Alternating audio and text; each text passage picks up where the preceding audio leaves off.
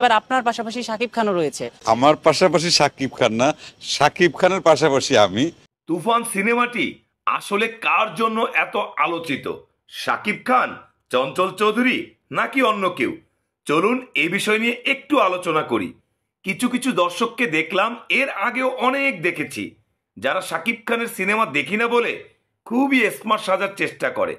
আবার কিছু কিছু দর্শক সাংবাদিকদের প্রশ্নের উত্তরে বলে এর আগে কখনোই শাকিব খানের সিনেমা দেখা হয়নি বা কখনো দেখিও নি, এবারই প্রথম দেখলাম। শাকিব খান আগের চেয়ে অনেক ভালো ও সুন্দর অভিনয় করেছে, বলতে পারেন এটাই তার ক্যারিয়ারের সেরা সিনেমা। এই তুই কি ডারে?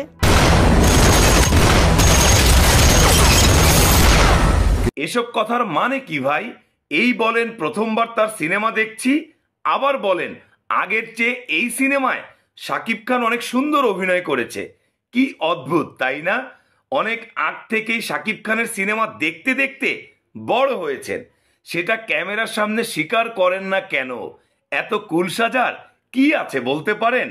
এগুলোকে কি স্মার্টনেস বলা চলে? না, একেবারেই না।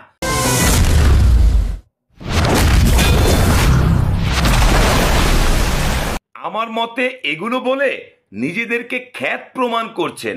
আবার তো দেখি কেউ কেউ এমন ভাব ধরে যেন শাকিব খানকে চেনেই না।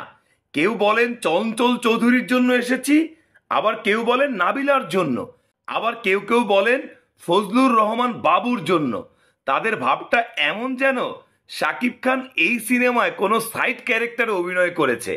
আরে ভাই, পুরো সিনেমাটাই তো শাকিব খান একা টেনে নিয়ে গেছে। তাহাকে কোনো কিছুতেই বাধা দেয়ার এখতিয়ার কেউ রাখিতে পারিবে না। চঞ্চল চৌধুরী, নাবিলা বা আরো যারা ছিলেন তাদের জন্য সিনেমাটা প্রাণবন্ত হয়েছে ঠিকই, তবে ভাই শাকিব খান না থাকলে সবকিছু পানসে হয়ে যেত। এই তুফান শাকিব খান ছাড়া কখনোই সম্ভব ছিল না, কারণ শাকিব খান শাকিব খানই। যারা যারা আমার এই কথার সাথে একমত, প্লিজ ভিডিওতে একটি লাইক দিয়ে দয়া করে শেয়ার করে দিবেন। আর যাচ্ছি, দেখা হবে আবার নতুন কোনো বিষয় নিয়ে। সেই পর্যন্ত সবাই ভালো থাকবেন, থাকবেন তুফানের সাথে। আসসালামু আলাইকুম, আল্লাহ হাফেজ। সবসময় সত্য প্রকাশে বদ্ধপরিকর মিডিয়ার হারির খবর।